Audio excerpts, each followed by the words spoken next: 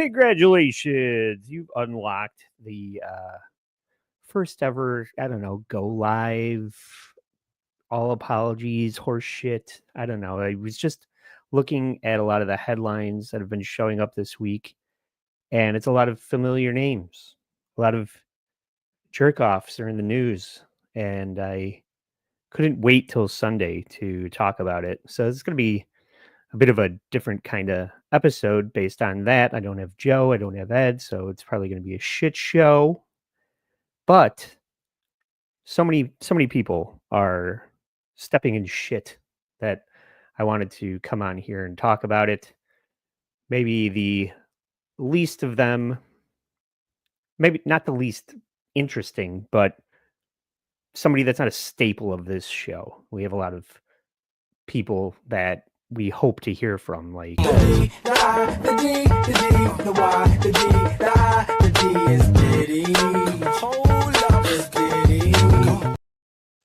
and while it's not Diddy, that's the type of character that we are on the lookout for. I have alerts set up, Google alerts for when our stable of fuck ups fuck up. And recently, Shannon Sharpe, who we covered on our Oprah episode, he was interviewing Monique about what a piece of shit Oprah is. And Shannon Sharpe has been going up and down, back and forth with somebody, people on Twitter. I think another, some football player keeps calling him gay. So then he leaked what a lot of people said was a fabricated sex tape. So in an effort to prove that he's not gay, right? And that has gone on to balloon into this other scandal that where Tony Busby, who I believe is also defending Diddy, coincidentally enough, apparently is going after Shannon Sharpe, and Shannon Sharpe has to take to the internet to defend himself, say that he's not going to be intimidated. But let's hear him talk about it in his own words here. Let's see if I can pull this up like a big boy would. How about this? Yes, I like this better.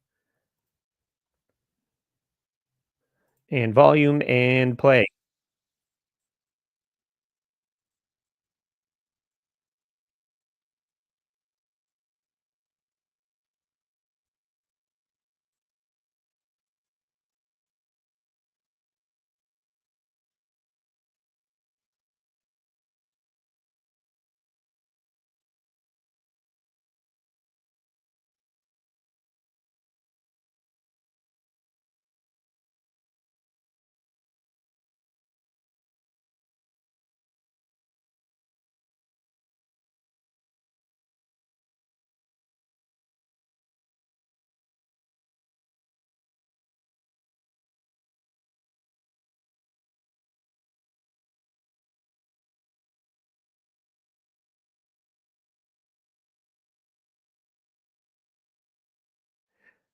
So turns out what he's saying, this is even crazier than I fucking thought, that he wants him to release the full sex tape for context, apparently.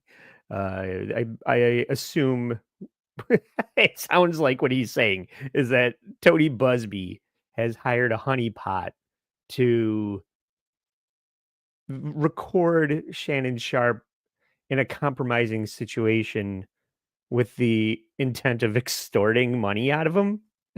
So now he's running to Instagram or TMZ or whatnot to say that this is a shakedown, and he wants it's not even crazier because he just doesn't want the 30-second whatever he's calling, you know, whatever he's doing on this tape, whatever she said, call me this, call me that, and it's a bad look for Shannon. She's making him wear a baby bonnet and sticking a binky in his asshole. Whatever's happening over there, that he's like Well, please play the whole context where she begged me to do this, and, I you know, I was I was making my O face, and I said, "Okay, you can stick the pacifier in my butt." I don't know what happened, but apparently he's terrified about what this is gonna mean when 30 seconds of a 10-minute sex tape come out.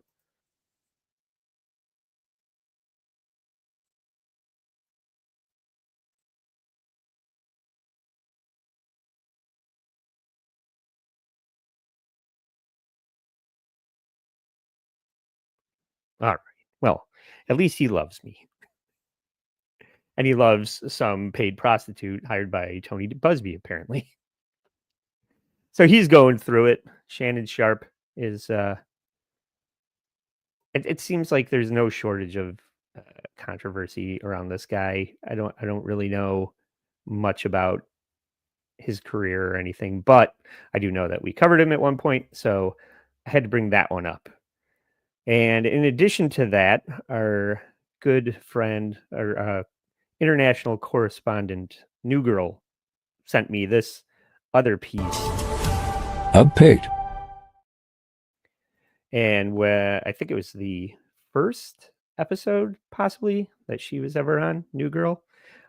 We covered Jimmy Carr, and apparently people are taking exception with Jimmy Carr. And it says "Sh- Jimmy Carr shocks with vile joke about deaf audience member." And if you know anything about Jimmy Carr, this wouldn't be very surprising to you, okay? You wouldn't you wouldn't be surprised to learn that he made an off-color joke to someone in the audience. But let's read through this a little bit because I've already read it. So I know where this is going, and it's not going to end up where you think it is, because this says that Jimmy Carr is in hot water after jokes at a recent gig left one woman saying he used his platform to put down those who have a tough life.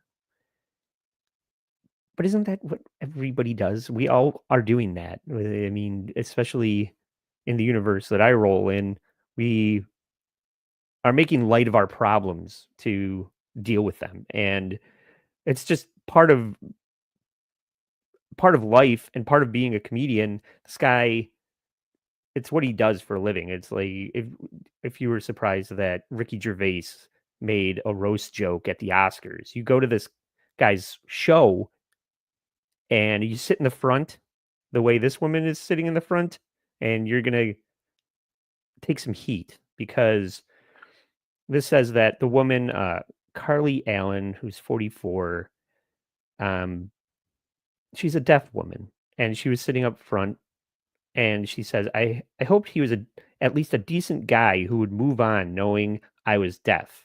It didn't work. It had the opposite effect, as I was like a sitting deaf duck now. So Jimmy Carr basically he keys in on this woman because she's wearing a beret, and she's the only person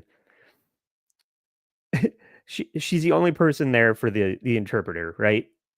So that always gets a comedian's attention. They want to see what the sign language, the ALS sign for whatever getting a rusty trombone is. They make a punchline specifically so that the interpreter can show that.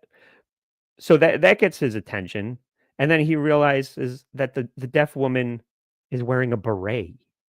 So he starts making fun of her, like what she chose to wear to sit in the front row at a roast comedian's show. And it just says, let's see. Sorry, I was reading ahead. I mean, that's the gist of it anyway. She is all pissed off. She's trying to say that he's making fun of a deaf person's disability. And no, he was making fun of your stupid hat. That's mainly what he was making fun of.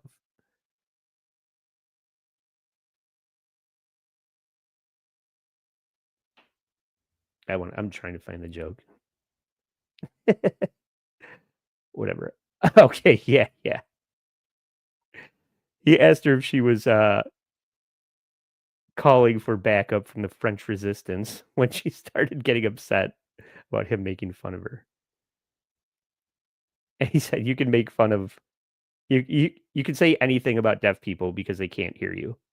That's like the Dave Chappelle's joke about the Amish. It's like they're never gonna find out. You can say whatever you want. So anyway, that is the latest with Jimmy Carr. Jimmy Carr is being Jimmy Carr, and deaf people are getting upset about it. You can't be a midget and go to a comedy show and not expect jokes to be made. It's going to come up. So get a sense of humor. You're going to a comedy show. I don't care if you're hearing impaired. You're going to a comedy show. Get a fucking sense of humor. Don't sit up front. Sit off to the side. It's so ridiculous. At least she's not filing like legal charges or something like that. Could be a lot worse. She's just taking him to task on social media. Okay. Now, this one's fucking nuts. Kanye West is just lost his mind. It's not enough to invoke Hitler and Nazis. Apparently, he's the guy is off his meds. I don't know what he's supposed to be on, but he's not on it. And because nobody in their right mind would run to say this publicly. And it says Kanye West's recent tweet about his cousin sparked intense backlash online. I was saying this. Somebody texted me a joke about this, and I said hip hop is over. Who thinks this is cool now? That Diddy and Ye, they're just giving a whole genre of music a bad name. We need the Wu-Tang Clan to not break up to save hip hop because these guys are destroying it. Just one tweet at a time. These guys are one baby oil bottle at a time. They're destroying the reputation of anybody that's picking up a mic in 2025. Unless you're, going to a gay orgy, then hip hop's cool. But if you want to hang with Diddy and Ye, then people are going to start being like, "Oh yeah, it's going to become a slur. It's going to be the new espresso martini." I'm a hip hop fan because Ye is saying that he used to blow his cousin. I think is the rapper shared a deeply personal story from his childhood, linking it to his upcoming track "Cousins." So he's written a song about this. His whole album is going to be a concept album about blowing his cousin, apparently. The post quickly went viral as users reacted to its sensitive content, sparking widespread attention and online discussions. Here's what Kanye West revealed. Kanye West reveals past relationship with his cousin. Kanye West tweeted on April 21st about a past traumatic experience involving a cousin, stating that it was inspired the song. God, Jesus Christ. He described an alleged sexual encounter from childhood and connected it to later events in his cousin's life. Oh, okay. Is this the tweet? Sweet. This song is called Cousins, about my cousin that's locked in jail for life for killing a pregnant lady a few years after I told him he wouldn't look at dirty magazines. We wouldn't look at dirty magazines together anymore. A few years. He makes it sound like the guy killed the pregnant woman because Kanye wouldn't look at dirty magazines with him anymore. Come on, you won't jerk off to Penthouse with me? I guess I'm gonna have to go ham on a pregnant lady. You made me do this. Perhaps in my self-centered mess, I felt it was my fault that I showed him those dirty magazines, and then when he was 6, and then we acted out what we saw. My dad had Playboy magazines, but the magazines I found in the top of my mom's closet were different. My name is Ye. I sucked my cousin's dick till I was 14. He's putting this on Twitter after he's walking around wearing a swastika t-shirt. He's selling swastika t-shirts and saying that he blew his cousin until he turned 14 and probably went through puberty and realized he was straight. Or whatever, wanted to get Kim Kardashian, but what a fucking lunatic. This shit is crazy. I mean, just when you think that he can't go any further, he did it, everybody. He did it. And Chill him out.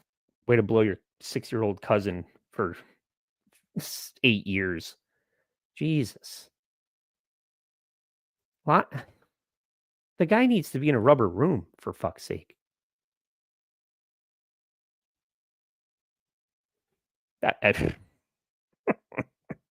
It's a gift that keeps on giving, this fucking guy. But the real reason I wanted to go live today, Update. it's probably not better than the Ye thing. The Ye thing is just out of control. The fuck is he doing? I didn't read all that, but I heard about it. That's what this show is. Me making broad general assumptions about shit I know nothing about. Except for this. I know everything about this right here. Fucking Neil Gaiman is not taking it lying down. He's not taking it like his girlfriends lying face down with a stick of butter sticking out of their ass.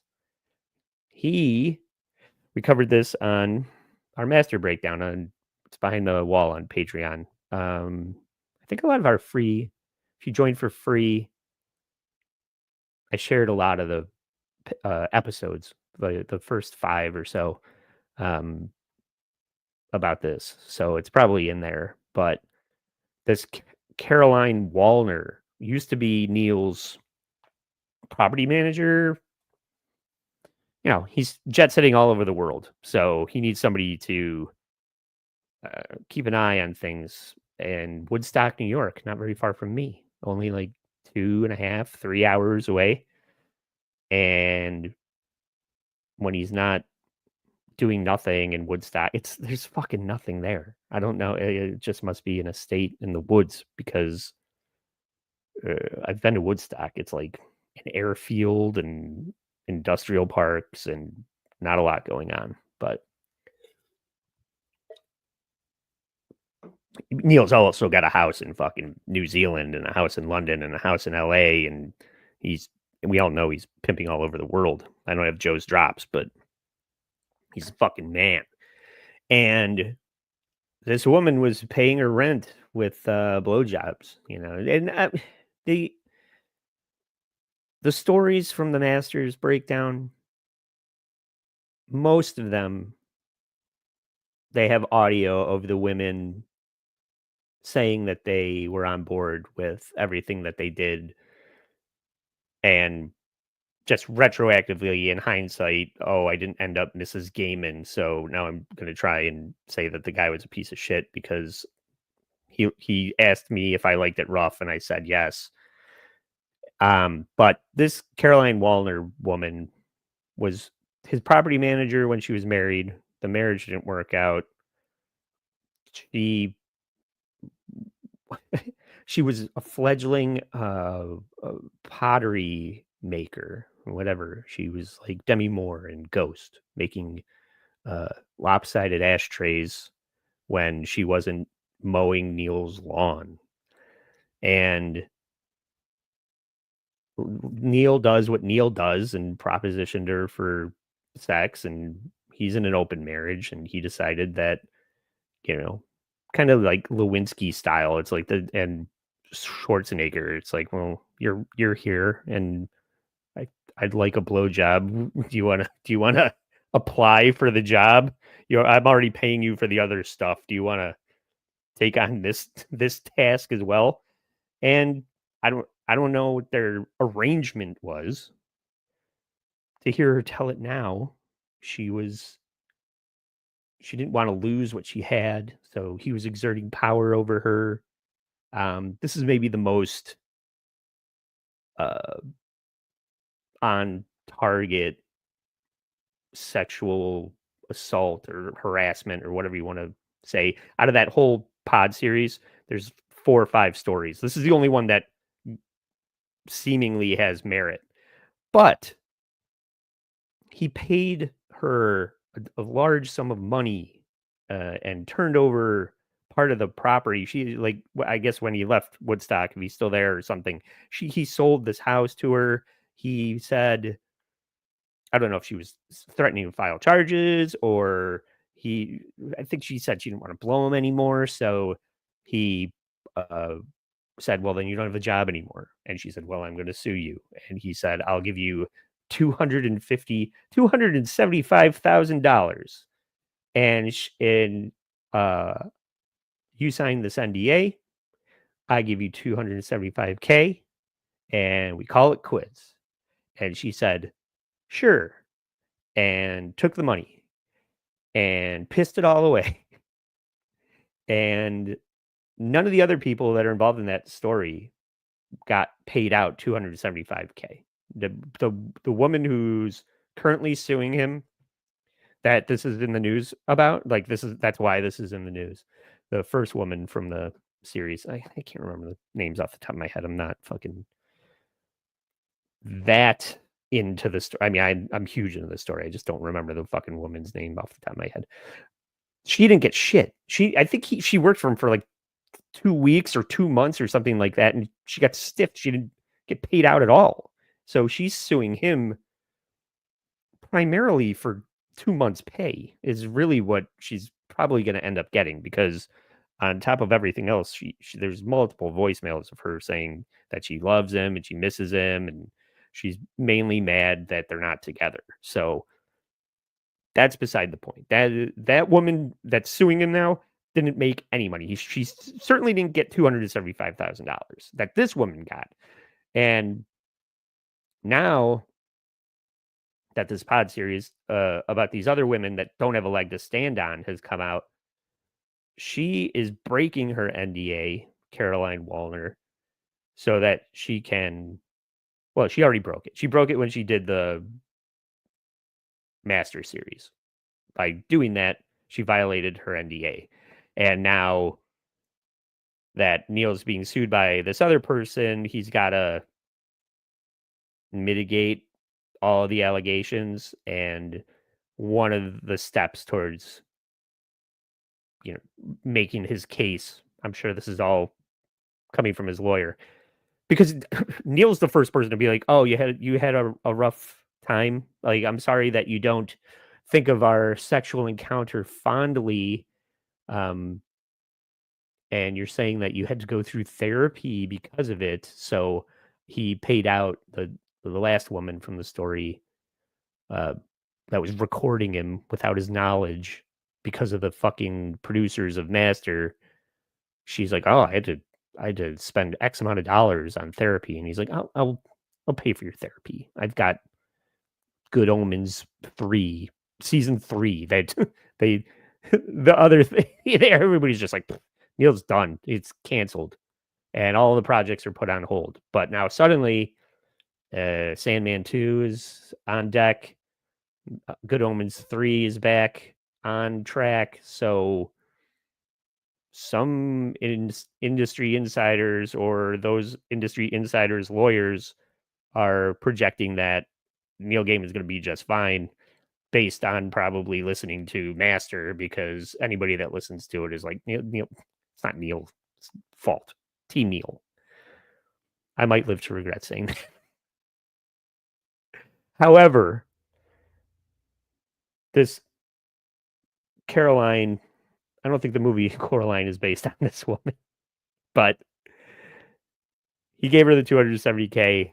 She did the podcast, violated her NDA, so now Neil is suing her for $500,000 based on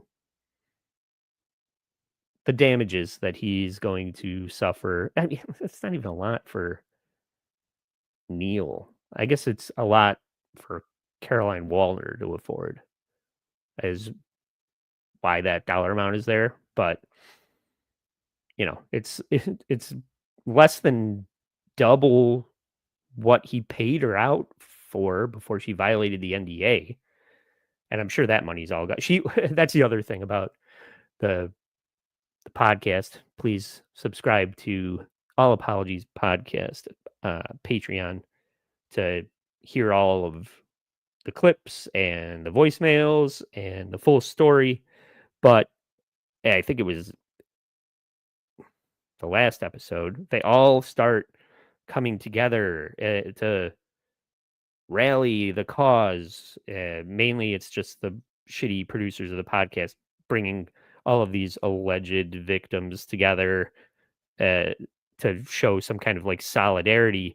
And they're having Thanksgiving dinner together or something like this. This is episode 7. It came out like 6 months after episode 6, and then they started suing him, and they made episode 7. So I'm expecting there's going to be an episode 8 any day now, except that this kind of flies in the face of their narrative, so maybe they won't do an episode about it. What can you do? At any rate, they're having Thanksgiving dinner together, and the first woman that I said got stiffed and she's suing for a couple of weeks' pay.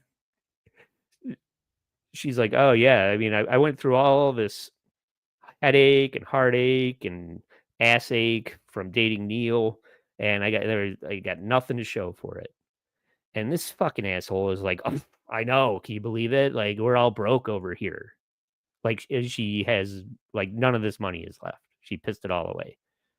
So just hearing her say that to with a straight face to 2 other people that literally got nothing, it's just insulting to Neil, to me. I'm insulted by you, Caroline. We paid you 6 figures to keep it down over there, and now you think you're whatever. Paul from the most boring man on earth convinced you that there's some kind of like payoff coming your way. So, and it's going to be worth your while to violate your NDA. I don't think that your lawyer is going to be a better lawyer than Neil's lawyer. Is mainly, if I'm laying odds on who's going to win the Super Bowl between your lawyer and Neil's lawyer, my money is going to be on Neil. So, it's just I'm glad he's back. Is the moral of the story. And I have alerts set up for my boy here, so when this kind of thing shows up in my inbox, I'll definitely be going live whenever but I just can't believe all this other shit, the Shannon Sharpe shit. Yay. The yay is just mind blowing. It's cousin blowing, if I may. Sorry. But that guy is out of fucking control. So I had to bring that up. Joe Sixpack sent me the Shannon Sharpe shit. That's also salacious, worth bringing up since we covered him on the show. And then you got Jimmy Carr, probably the least of even the other story that we covered with New Girl. It's just like he's got nothing to worry about. Everybody is out to get this guy because he shits on you, Tony Hinchcliffe style. It's like, know the guy's brand. No, don't go to the show if you don't have thick skin. Jokes aren't illegal until they are. Whatever. Everything else is illegal. Why aren't jokes? But I see Luigi Greenberg in the chat. Thank you, buddy. Thanks for showing up. I'm going to see you tomorrow evening for more Frank Dukes. Can't wait. That shit's so funny.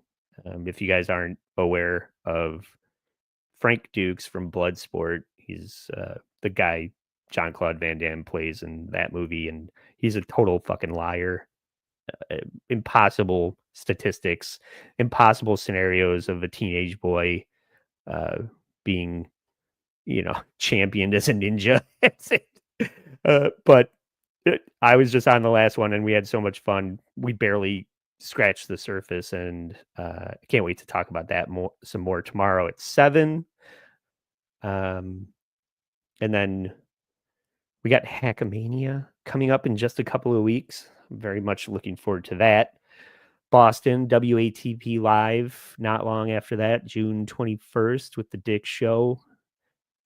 Dick's, whatever, we're going to give him a bunch of diapers. It's going to be a baby moon for Dick before his kid arrives and he can't get out of the house anymore. But so there's plenty to talk about, plenty to get excited about. I think I'm going to give away some, at least one, probably just one live Hackamania thing, virtual ticket. So if you're watching this, follow us on Instagram so you can get the question for the contest.